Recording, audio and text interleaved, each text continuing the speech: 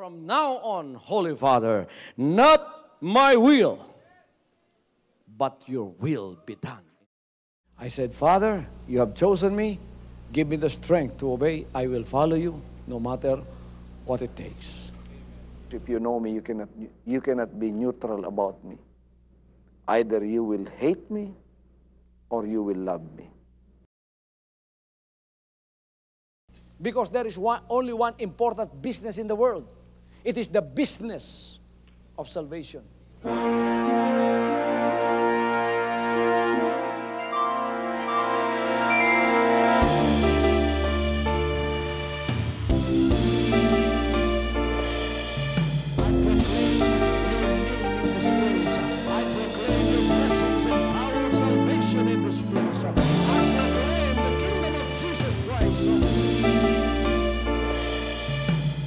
As I am concerned, and as far as the work of God is concerned, we have reached the end. Last September 13, 2003. When you find God, you find His love. Because God is love. Ganon ang pag-ibig ng Panginoon. Walang katapusan na yan ay bumabalik-balik sa atin. If you want to receive, you have to give. Receive it by faith and say, Lord, I will touch up.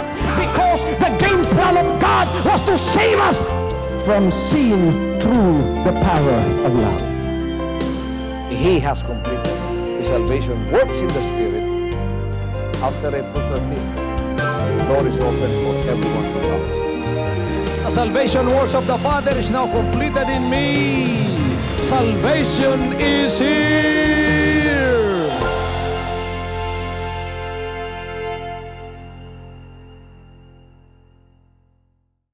Bakit kahit saan po ako pumunta ay pagpapala ang aking dalang mensahe?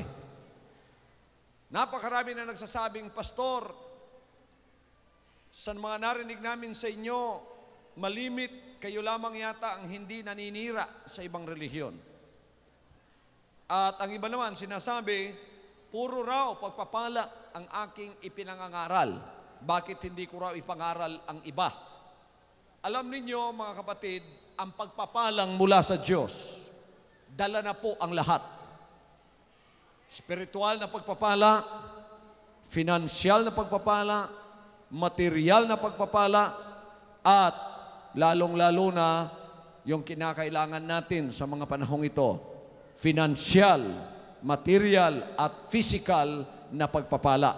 At pinakahigit sa lahat, ano?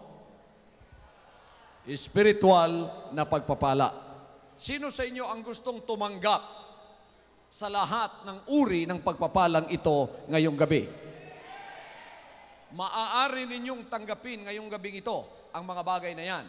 Ngunit hayaan muna ninyong mangaral ako at manatili muna kayo sa inyong kinaroroonan at huwag po kayong mag-alala sapagkat madadama ninyo na bago tayo matatapos ngayon ay nasagot na ang inyong mga dalangin.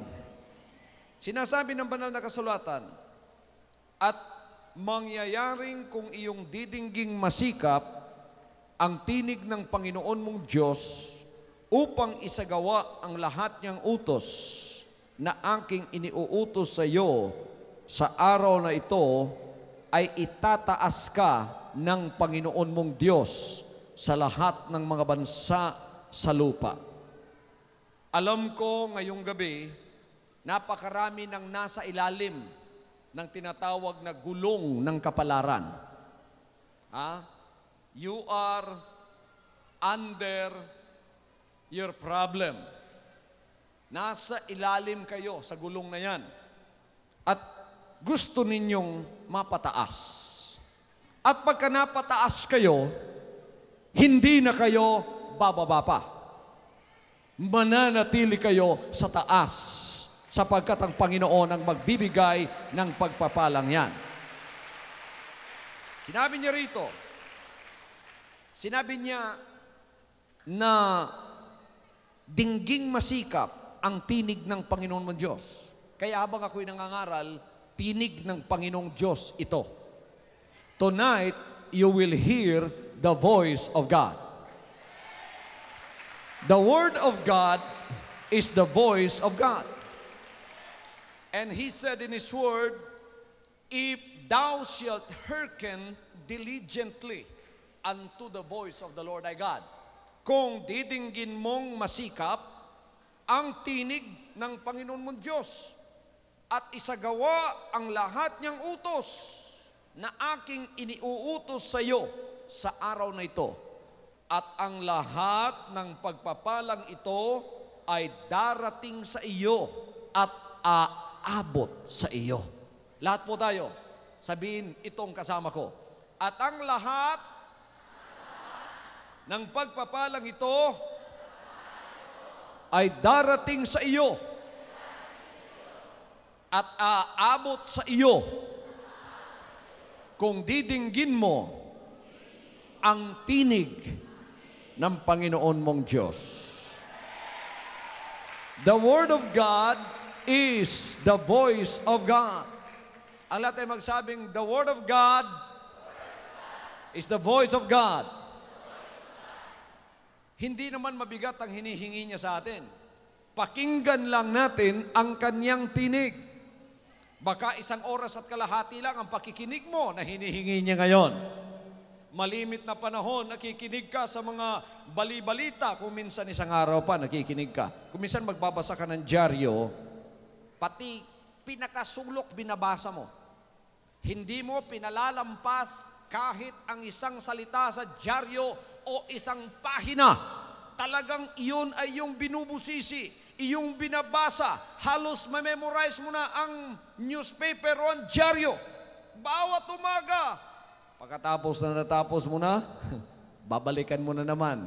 Magpapasimula ka na naman doon sa likod, magbabasa ka na naman. Pero when it comes to the Word of God, ang mga tao, itinatabi lang nila yan. Alam ninyo, kung dyaryo palagi ang binabasa natin, lalong masisira ang ating pag-asa at pananampalataya. Bakit kanyo? Sapagkat nasa dyaryo lahat ang masamang balita. Bakit mahilig ang mga dyaryo na magsulat ng masamang balita? Sapagkat iyan ay nakakatakot, at ang nakakatakot ang gusto ng tao. Upang mabili ang kanilang newspaper, maraming violence na isusulat, maraming mga sex-related stories na isusulat, maraming nakahubad na ipakikita. It all caters to the flesh. It all caters to the fleshly part of man. Kaya mabili yun. Pero pag kayo ay palaging binabasa mo, masisirang pananampalataya mo, hindi ka lalakas, lalong magkakaroon ka ng takot, at lalong mawawala ang iyong pag-asa. Iwan muna natin ang dyaryo. Balikan natin ang bukal ng tubig na buhay na malimit ay iniwan ng tao, itinatabi ng tao.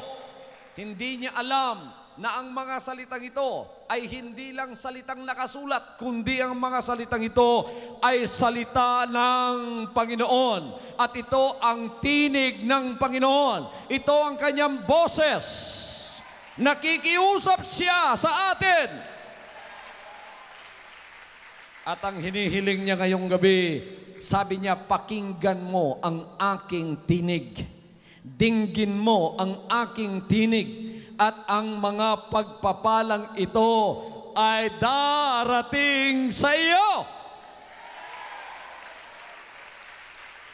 Sabi nung isang ginang, ang kanyang anak ay ginahasa.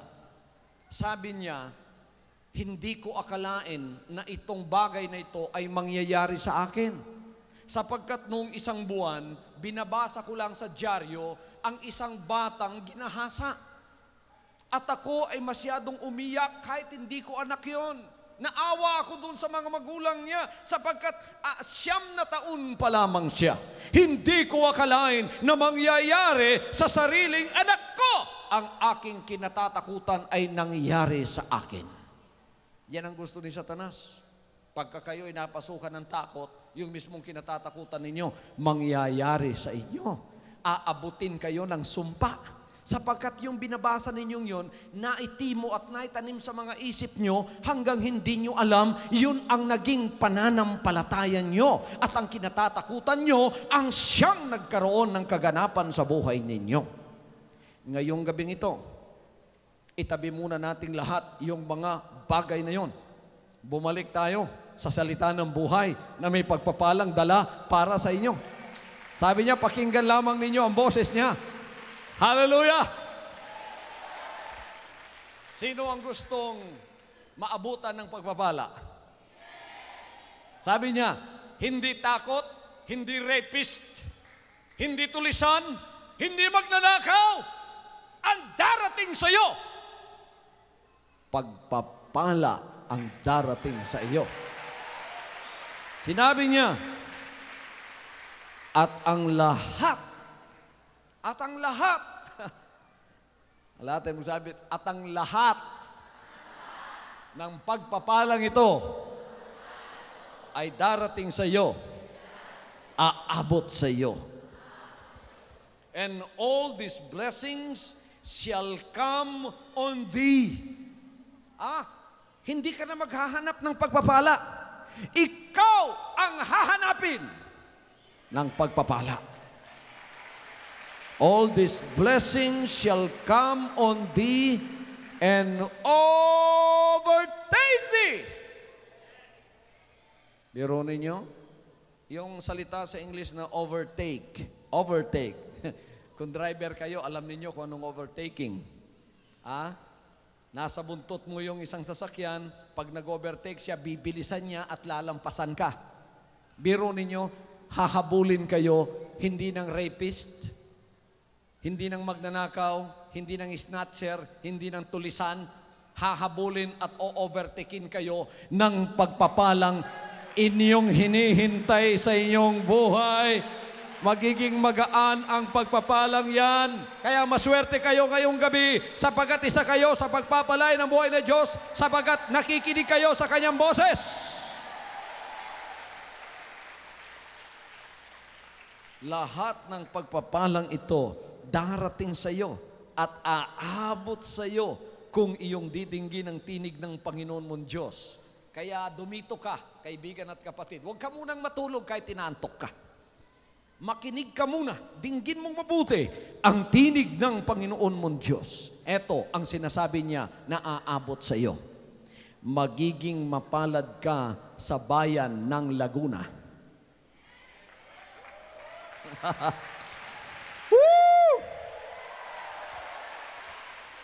Hindi niya sinabi yung Laguna, pero dahil taga rito kayo, dinugtungan ko na lang yun. Pero sinabi niya, magiging mapalad ka sa bayan. Puro dimalas nga nangyayari sa buhay niyo ngayon. Ayaw ninyo ng utang. Ang utang naman, balot na balot kayo. Parang Titanic na ang utang nyo. Hindi na yata kayo makakaahon sa mga utang ninyo. Sinabi niya, hindi niya sinabing susumpain ka sa bayan. Pakinggan mo ang boses niya. Sinabi niya, magiging mapalad ka sa bayan.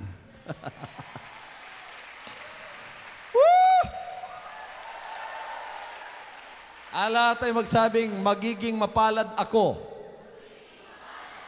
sa bayan.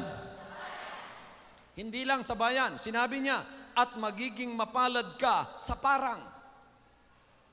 Ala tayo magsabing, magiging mapalad ako sa parang.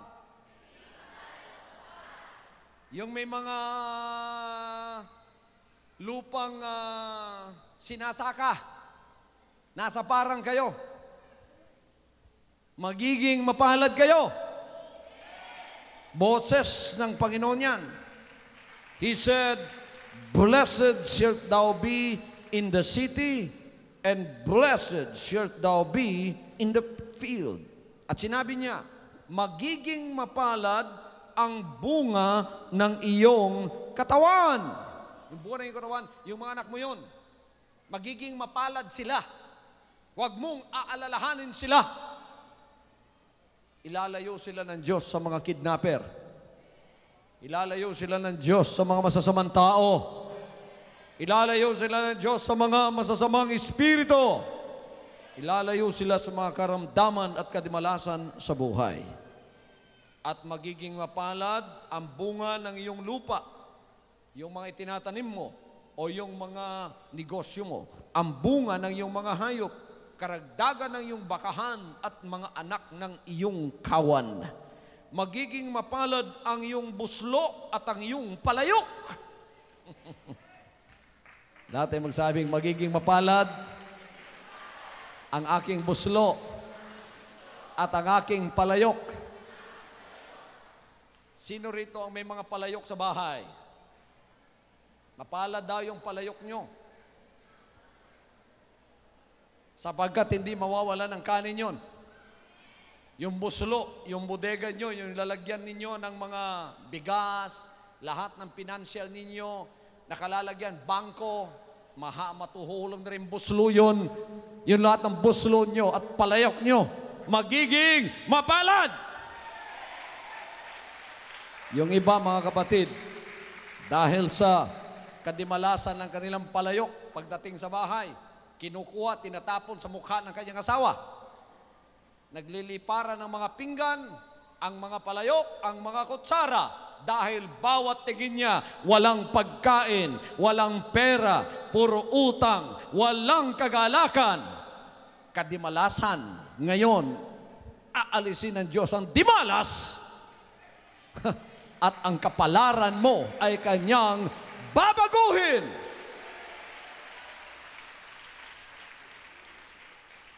At sino rito ang inaapi-api? May pagkaapi ka. Ang iyong nasasabi na lang, dahil ba ako'y dukha, palagi na lang ganito? Dahil ba ako'y maliit na tao lang, ako'y ginaganito palagi ng mga malalakas at mayayaman?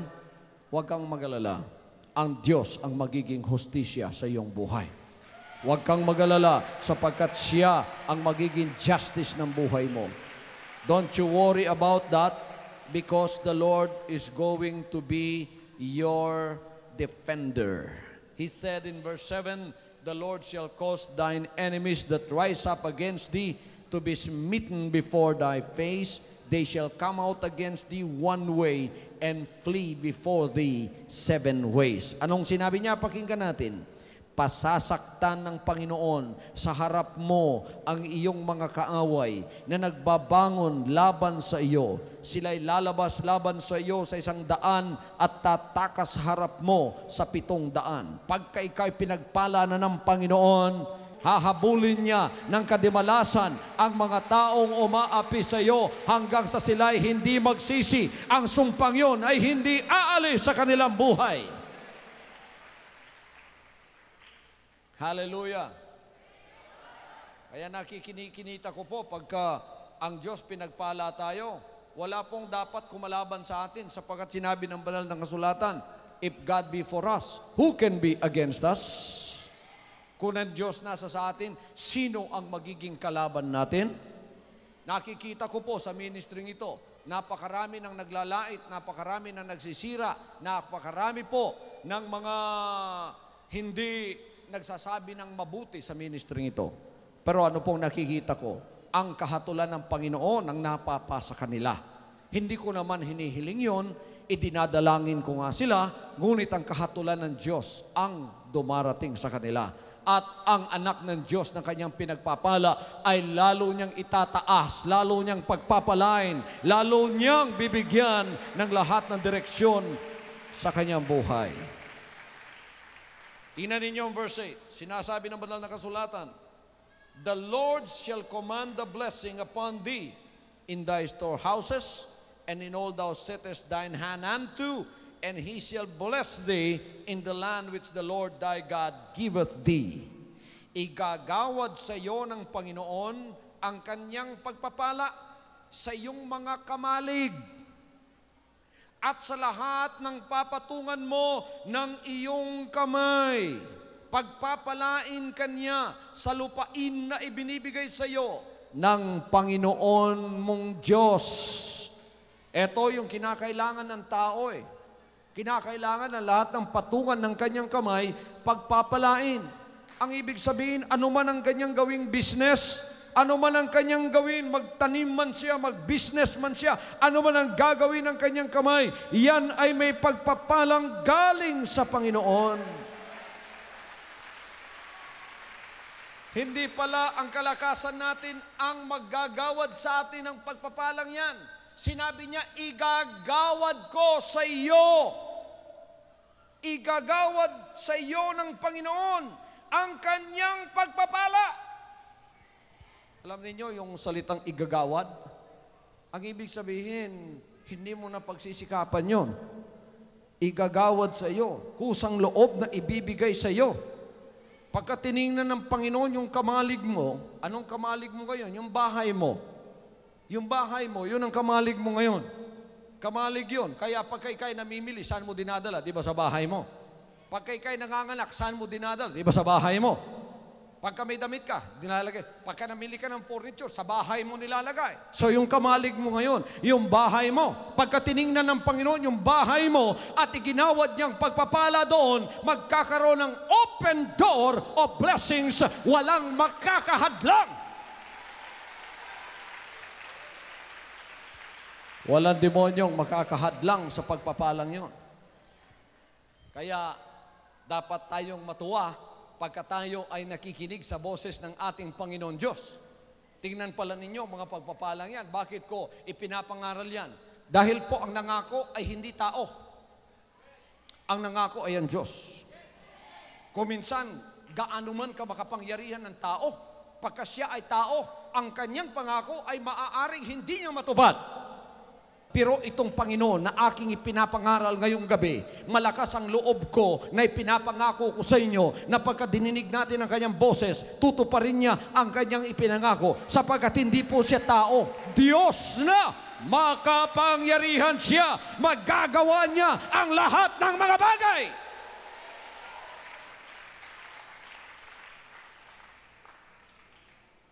Parang sawang-sawa na tayong tingnan ang gawa ni Satanas sa ating mga buhay.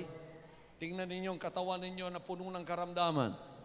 Yan ay gawa ni Satanas, hindi po gawa ng Diyos yan. Tingnan ninyo ang buhay ninyo na pagdating sa bahay, napaka-dry ng inyong buhay. Walang pagpapala. Palagi lang problema ang inaharap ninyo. Wala nang kagalakan sa buhay ninyo. Palagi na lang ganon. Pagkatapos malayo pa kayo sa Diyos. Pagka kayo ay nananalangin sa Kanya, parang napakalayo ng Diyos sa inyong mga buhay. Sawang-sawa na tayong nakikita yung mga gawa ng kaaway ng ating kaluluwa na tulad ng ganyan. Puro masamang balita ang kanyang ipinadadama at ipinapapakinig sa atin. Ngunit sa gabing ito, kahit sandali man lang tayo rito, o maring kanina pa kayo rito, ngunit sa sandaling panahon na kayo ay makikinig, isang magandang balita naman ang aking dadalhin mula sa Panginoon papunta sa inyo. Ito ang kanyang kaharian. Hindi na ito kaharian ng mga masamang espiritu, hindi na ito kaharian ng kadiliman, ito'y kaharian ng kaliwanagan. At sa kaharian ng kaliwanagan, nasa sa loob ng kaharian yan ang lahat ng pagpapalang kinakailangan ng tao. Kapayapaan, kaligtasan, kagalingan, lahat ng bagay na kailangan mo, matatagpuan mo sa kaharian ng ating buhay na Diyos. At ito ang kanyang mga salita na gusto niyang iparinig sa iyo. Sinabi niya, itatatag ka ng Panginoon na isang banal na bayan sa Kanya, gaya ng Kanyang isinumpa sa iyo kung iyong gaganapin ang mga utos ng Panginoon mo Diyos at lalakad ka sa Kanyang mga daan. At sinabi niya, at ikaw ay pasasaganain ng Panginoon sa ikabubuti mo. Lahat ay sabihin kasama ko yan. At ikaw, o gawin na ninyong personal, at ako ay pasasaganain ng Panginoon sa ikabubuti ko. Sa ikabubuti ko. Sa bunga ng aking katawan, bunga ng aking mga hayop, bunga ng aking lupa, sa lupain na isinumpa ng Panginoon sa aking mga magulang na ibigay sa akin. Hindi lang sa mga Hudyo yan, para sa atin yan, sapagkat magulang din naman natin si Abraham sa pamamagitan ng pananampalataya na kung ano ang iginawad ng Panginoon na pagpapala kay Abraham, yan din ang pagpapalang para sa atin because Abraham is our father in faith. And anything that was promised of God to Abraham is also promised to us. We can claim it because we are the children of Abraham by faith. So Deuteronomy chapter 28 is also a chapter we can claim for our own blessings because it was promised not only to the physical Jew, but it was also promised to us, the spiritual Jew. Tayo ay mga espiritual na mga Hudyo na ipinanganak ni Abraham sa pamamagitan ng pananampalataya. Ito ang verse 12, pakinggan nyo. Bubuksan ng Panginoon sa iyo ang kanyang mabuting kayamanan. Bakit walang pagpapala kahit anong gawin mo? Manalangin ka man, walang tumutulong pagpapala sa iyo. Manalangin ka man, walang kasagutan. Why? Sapagkat nakasara po ang pintuan ng langit sa iyo. Ngayon, kung makikinig ka sa boses ng Panginoon Diyos, bubuksan niya ang langit at ang kanyang mabuting kayamanan, bubuksan niya para sa iyo. Magkakaroon ng open heaven at yan ay mabubukas sa iyo. Yan yung sinabi niya, mga kapatid, pakinggan nyo. Sinabi niya, bubuksan ng Panginoon sa iyo ang kanyang mabuting kayamanan, ang langit, upang ibigay ang ulan sa iyong lupain sa kanyang kapanahunan. Espiritual na ngayon yan dahil spiritual na Hudyo tayo, kaya espiritual ang ating koneksyon sa Kanya at ito isang espiritual na pagpapalang ating dapat unawain at napakaganda ng mangyayari sa atin pagka tayo ay nakikinig sa Kanya. He said, the Lord shall open unto thee His good treasure, the heaven, to give the rain unto thy land in His season, and to bless all the work of thine hand, and thou shalt lend unto many nations, and thou shalt not borrow. Bubuksan ng Diyos sa iyo ang kanyang mabuting kayamanan, ang langit. Tinanong ko kanina kayo, gusto ba ninyong magdeposito sa langit? Ang lahat ng gustong magdeposito ng kayamanan doon, itaas ang kanilang kamay. Pagpunta nyo rito, 4 na oras na siguro kayo nakaupo riyan, deposito na sa langit yan.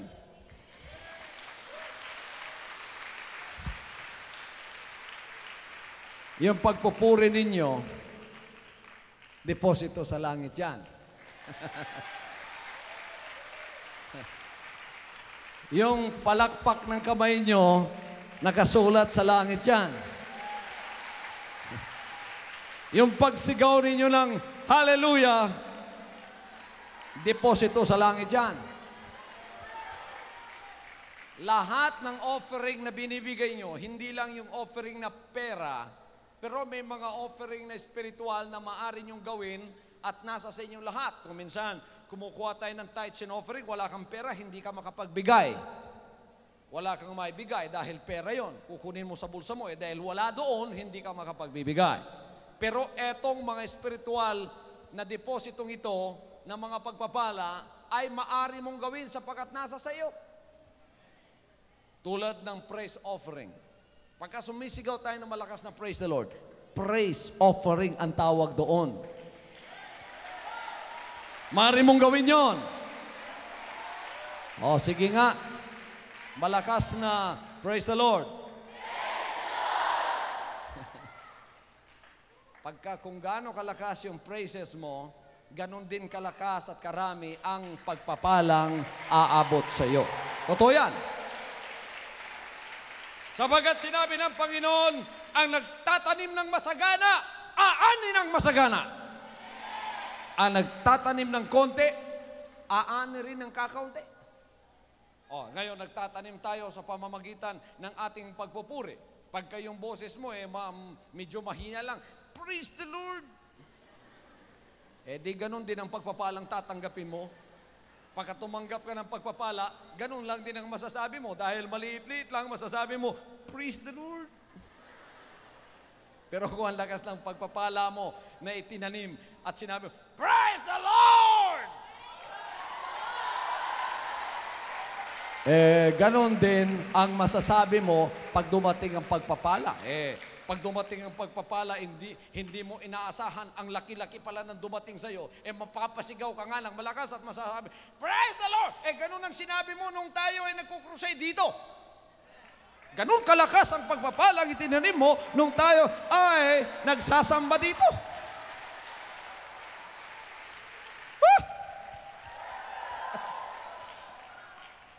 Alam niyo kung anong shout offering?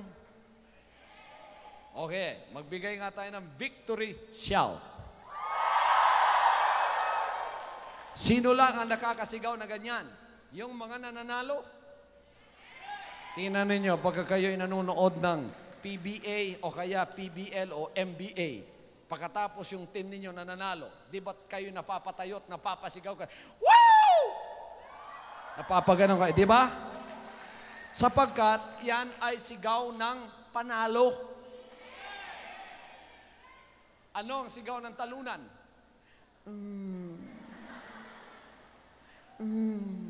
Kaya pag may karamdaman ka, gusto ng diablo, talunan ka. Kaya pag may karamdaman ka, wala kang kagalakan. Amen? Walang kagalakan sa mukha nyo.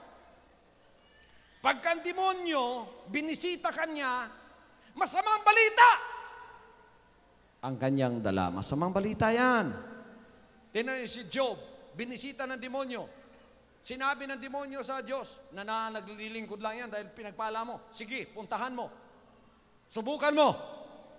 Dumating ang demonyo, masamang balita ang dala. Ninakaw ang lahat ng tupa ni Job. Anong sabi ng kanyang aliping, nakaligtas sa mga magnanakaw?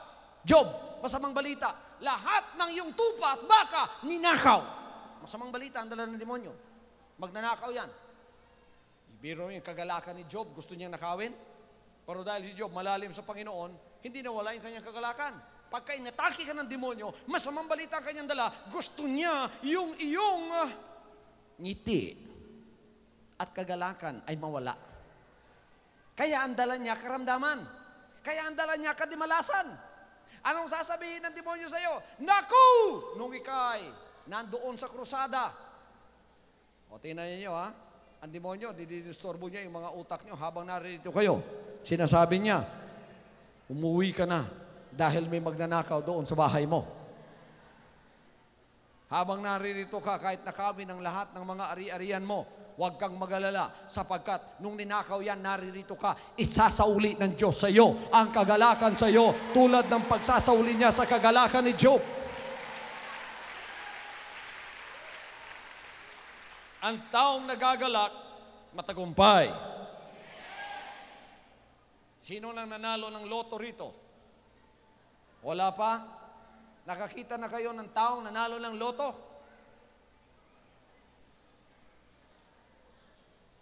Meron akong alam, nanalo ng sweepstakes. Dahil sa kanyang kagalakan, mga kapatid, na heart attack, namatay. Sabi ng asawa niya, walang baling ang asawa ko ay namatay naman na puno ng kagalakan. Oo nga naman, kaysa mamatay kang nakasimangot, nang dahil talunan ka palagi sa demonyo. Ngayon, maring mamatay kayo nang dahil sa galak. Mas mabuti yon kaysa mamatay kayong dahil sa kalungkutan. Babaguhin ng Panginoon ang inyong buhay. Isasauli niya ang lahat ng magagandang bagay na ninakaw ng demonyo sa buhay mo. Pagka binisita ka ng Diyos, magandang balita ang kanyang daladala. Sabi niya, magiging mapalad ka. Sabi ng demonyo kay Job, madimalas ka. Ninakaw ang tupa, ninakaw ang baka, alipin lang nagsasabi sa masamang balita, Pero si Job, hindi niya inalis ang kanyang tagumpay dahil alam niyang ang lahat ng bagay nasa kamay ng Panginoon. Kayong nasa sa mga kapagsubukan ng buhay ngayon, huwag kayong mawala ng pag-asa. Ibigay ninyo ang buhay ninyo sa kamay ng ating buhay ng Diyos. Hindi kayo mapapahiya. Ang Diyos ang bahala sa inyo.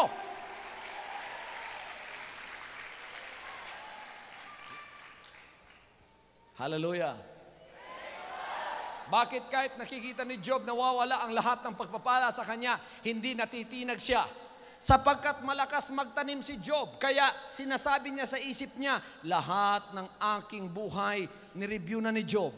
Hindi ko naman pinabayaan na kung may humihingi sa akin ng mga bagay at naririto sa akin, ibinibigay ko naman. Ang mga balo kung pumupunta sa tinutulungan ko naman. Naging madalanginin naman ako, pumupuri naman ako sa Kanya. Wala naman akong pagkukulang. Bakit dumating sa buhay ko ito? Ito pala isang kapagsubukan, hindi ako aalis sa Panginoon. Alam niyang siya'y nakapagtanim ng maraming bagay para sa harap ng Diyos sa Kanyang pananampalataya. Kaya't alam niyang malalim siya sa kanyang relationship sa buhay na Diyos.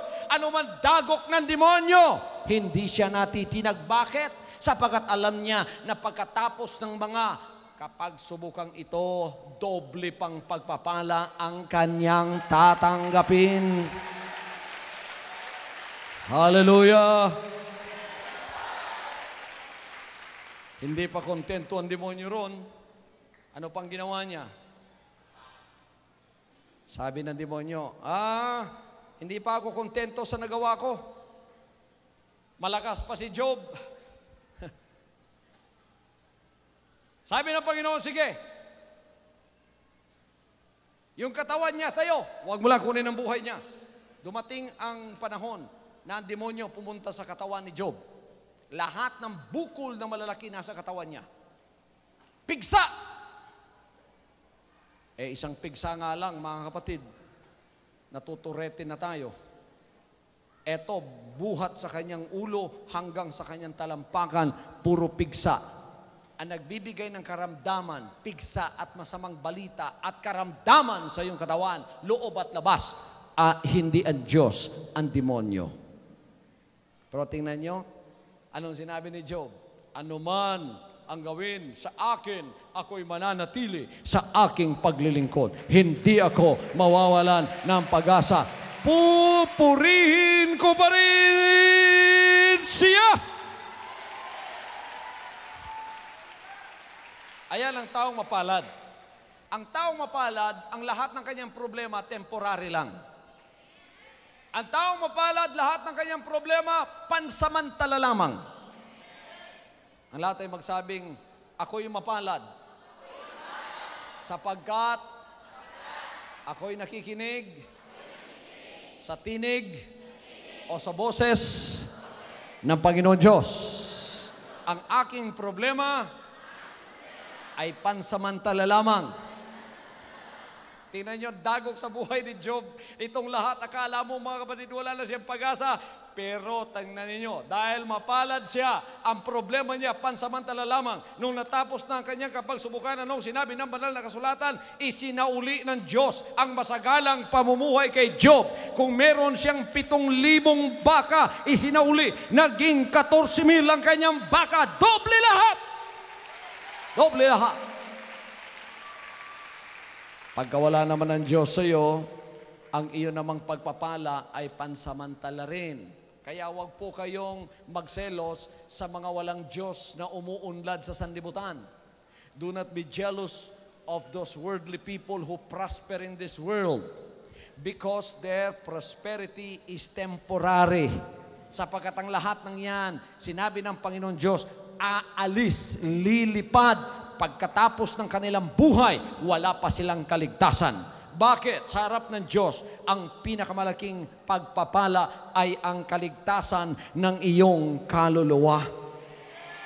Kaya ngayon, sa aking pangangaral, ang lahat ng pagpapalang itong sinabi ko sa inyo, physical, material, financial, nasa kay Job lahat yan, kinuha ng demonyo, isinauli ng Diyos, ang nagbibigay ang Diyos, ang nagnanakaw ang demonyo. Huwag kayong mag-alala kung Kung ninakaw yan, ibabalik ng Diyos sa iyo sapagkat ang Diyos ang may-ari ng lahat ng bagay. Ang pinakamahalaga, hindi mawala sa iyo ang iyong kaligtasan. Anong sinabi ng Juan Kapitulo 10, versikulo 10? Ang magnanakaw ay pumunta rito upang pumuksa, pumatay, at magpahamak. Magnakaw, pumuksa, pumatay! Ngunit ang anak ng Diyos pumunta rito upang magbigay ng buhay, buhay na may kasaganaan. Hallelujah, hallelujah!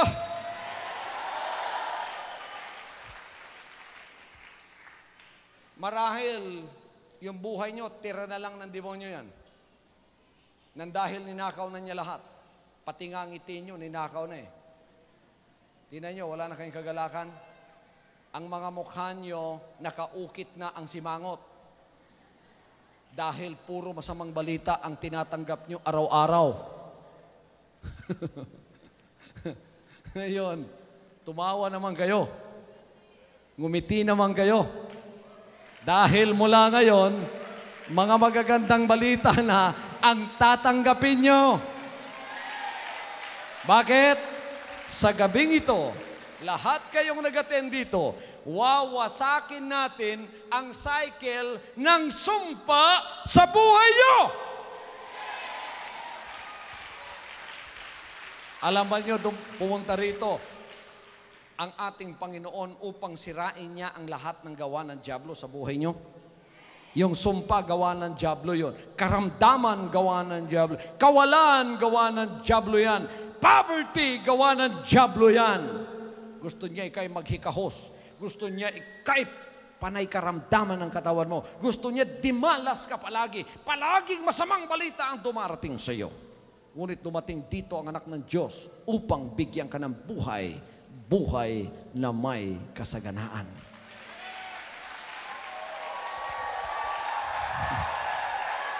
Hallelujah! Inaasahan ba ninyo ang tagumpay sa buhay nyo? Kahit hindi pa dumating ang tagumpay na yan, isigaw na ninyo.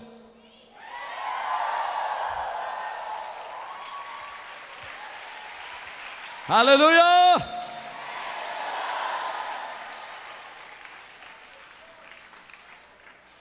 Okay, mga kapatid, alam ko, yan ay inyong mga minimithi sa buhay.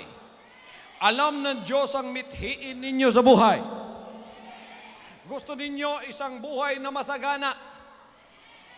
Sa ikabubuti mo, sabi niya, bubuksan niya ang kayamanan ng langit sa ikabubuti mo. Hindi sa ikasisira mo, sa ikabubuti mo. Sa ikabubuti mo. Matagal na ninyong minimitihan, hindi pa nangyari sa buhay nyo sapagkat nagkamali ang formula ng buhay nyo. Kasi may formula ang buhay eh. Gusto nyo makita yung tunay na formula? Pagka-chemist ka, gumagawa ka ng sabon, nagkamali ka sa formula, hindi sabon ang lilitaw. Anong lilitaw mga kapatid?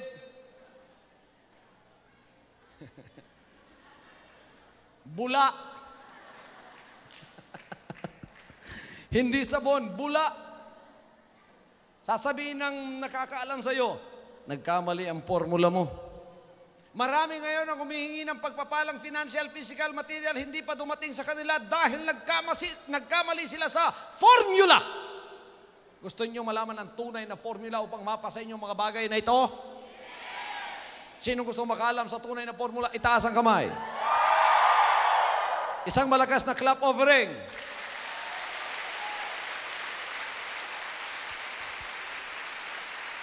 Ito ang formula. Seek ye first the kingdom of God and His righteousness,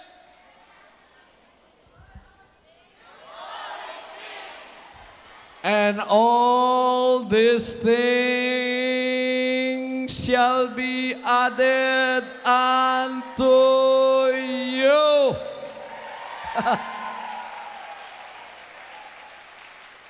At ang lahat ng mga bagay na ito idaragdag sa iyo.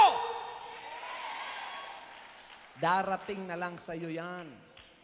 Ang ibig sabihin, gustuhin mo man o hindi, pagka nakita mo ng kaharian ng Diyos, ang mga bagay na ito idadagdag lang yan. Madaling gawin ng Diyos yan. Huwag mong paghirapan yan. Paghirapan mo ang mga salita niya. Makinig ka sa boses niya. Hallelujah! Hindi sinungaling ang Panginoon. God is not a liar. He is not a man that He will lie. He is not a man that He will not fulfill His promises. Why? Because God is almighty. He is able to fulfill His promises because He is powerful. That's why when He promised something, you just have faith in His words. Magkaroon ka ng pananampalataya sa Kanyang sinabi. Dahil magagawa niya ang sinabi niya. Magagawa niya ang ipinangako niya. At ngayong gabi, nakinig kayo sa Kanyang boses, sa Kanyang mga salita na ating binasa rito, at iyon tumimo sa inyong mga puso. Ngayong gabing ito, isang bagay ang mangyayari sa inyo. Marami ng masamang balita ang tinanggap sa buhay nyo. Dahil dyan nawalan kayo ng kagalakan, nakasimangot kayo. Ngayong gabi, tatanggap kayo ng magandang balita. Unang-una, tinanggap natin ang isang espiritual na pagpapala rito. Natagpuan natin ang kaharian ng Diyos. Pumunta si Pastor Kibuloy dito, hindi dala-dala ang relihiyon at denominasyon. Yan ay kaharian lamang ng tao at kalooban lamang ng tao. Ang dala ko po rito ay ang kaharian ni Jesus Christ. Gusto ba ninyong maghari siya sa buhay ninyo? Sinong gustong tumanggap kay Jesus Christ bilang hari? Hindi lang tagapagligtas, hari. Kasi kung tagapagligtas lang, tatanggapin mo, hindi pa siyang hari, wala rin siyang kapangyarihan sa buhay mo. Pero pag tinanggap mo siya bilang hari, may kaibahan yon sa pagtanggap lang bilang tagapagligtas. Kung tagapagligtas lang, Panginoon, pumasok ka sa puso ko, ikaw tagapagligtas ko. Amen. Tapos na. Membro ka na ng relihiyon o denominasyon. Pero gusto niya maligtas kayo. Maging membro kayo ng kanyang kaharian. Kaya pag tinanggap ninyo siya bilang hari, sasabihin ninyo, mula ngayon, Panginoon, hindi na po ang kalooban ko ang mangyayari. Ang sa inyo na po. Matutupad na ang kalooban ninyo sa aking buhay. Sino ang willing mangako na tatanggapin si Jesus Christ bilang hari at sabihin, mula ngayon, ikaw na ang maghari sa buhay ko? Kayo ang unang pagpapalain ngayong gabi sapagkat makakapasok kayo sa kanyang kaharian. Bakit? Bibigyan kayo ng bagong espiritu ngayong gabi. Sinong gustong magkaroon ng bagong espiritu? Yung lumang espiritu hindi maaaring tumanggap sa mga bagong bagay. Ang lumang espiritu, luma rin ang tinatanggap. Ngunit ang bagong espiritu, bagong bagay ang tinatanggap. Sinabi ng Banal na Kasulatan, ang naa kay Kristo Jesus ay mga bagong nilalang. Ang mga lumang bagay, lumipas na. Eto, tingnan nyo ngayon, ang lahat ay nagbago na. So kayo, kinakailangan ng isang bagong espiritu, espiritu ng pagsusunod. Ikaw ng hari, Panginoon, ang iyong kalooban, matutupad sa buhay ko mula ngayon. Tingnan ko ang kamay nung gustong tumanggap sa Kanya bilang hari. Papaghahariin ba natin si Panginoong Hesus dito sa atin sa Laguna? Tatanggapin ba ninyo ang Kanyang kaharian dito? Tingnan ko nga ang gustong tumanggap sa Kanya bilang hari sa Laguna. Tumayo nga tayo, mga kapatid. Tingnan ko lahat ng gustong tumanggap sa Kanya. Okay. Lahat ng gustong tumanggap sa Kanya, kusang loob Hindi ko lang sinasabi ito, susundin nyo, kundi kusang loob. Itaas natin ang ating dalawang kamay. Isurrender natin ang ating lumang espiritu. Sumunod kayo sa akin. Panginoon, dakila ka sa buhay ko. Sinusuko ko po ang aking lumang espiritu. Ang espiritu ng kasalanan na aking minana sa aking mga magulang. Tinatanggap ko po ngayon ang inyong kapangyarihan na maging anak ng Diyos. Nagsisisi ako sa aking kasalanan at ipinapangako ko ngayon na mula sa oras na ito, ang inyo na pong kalooban ang matutupad sa aking buhay. Kayo na ang hari sa aking buhay. Hindi lang kayo tagapagligtas, kundi hari ng aking buhay. Gusto ko pong pumasok sa inyong kaharian. Tinatanggap ko ang bagong espiritu, ang espiritu ng pagsusunod, upang matupad sa akin ang Juan 3:5. Maliban ang tao, panganak na muli sa tubig at espiritu, hindi siya makakapasok sa kaharian ng Diyos. Ngayon ako'y nagsisi, isinuko ang dating espiritu, lumang espiritu, espiritu ng kasalanan, espiritu ng pagsuway, at tinatanggap ko ang isang bagong espiritu mula sa iyo, espiritu ng pagsusunod. Ipinanganak ako sa espiritu sa mga sandaling ito. Salamat po sa pagpasok ko sa iyong kaharian. At ang iyong kaharian ay nakapasok na rin sa aking buhay. Salamat po sa pagpapalang ito na unang-una natagpuan ko ang inyong kaharian at ang inyong katuwiran at ang lahat ng bagay na ito, pagkain, damit, bahay, pera, kagalingan, kapalaran na maganda, idaragdag ngayon sa aking buhay. Ayon sa inyong ipinangako sa Mateo 6, versikulo 33. Mula ngayon, magandang kapalaran ang aking buhay. Lalakas ako, titibay, anumang kapagsubukan, ako'y lalakas, ako'y titibay, malalampasan ko ang anumang dagok sa buhay. Matibay na ang aking pananampalataya. Salamat, Ama, dakila ka sa aking buhay. In Jesus' name, amen. From now on, Holy Father, not my will, but your will be done. I said, Father, you have chosen me. Give me the strength to obey. I will follow you no matter what it takes. If you know me, you cannot be neutral about me. Either you will hate me or you will love me. Because there is only one important business in the world. It is the business of salvation.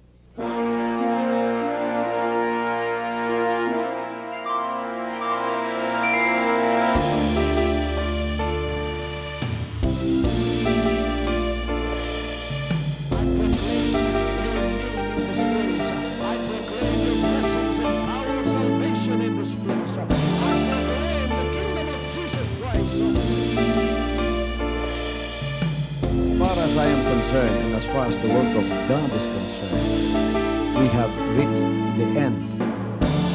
Last September 13, 2003. When you find God, you find His love. Because God is love. Ganon ang pag-ibig ng Panginoon. Walang katapusan na yan ay bumabalik-balik sa atin. If you want to receive, you have to give. Receive it by faith and say, Lord, I will touch it. Because the game plan of God was to save us from seeing through the power of love. He has completed. His salvation works in the Spirit. After April 13, the door is open for everyone to come. The salvation works of the Father is now completed in me. Salvation is here.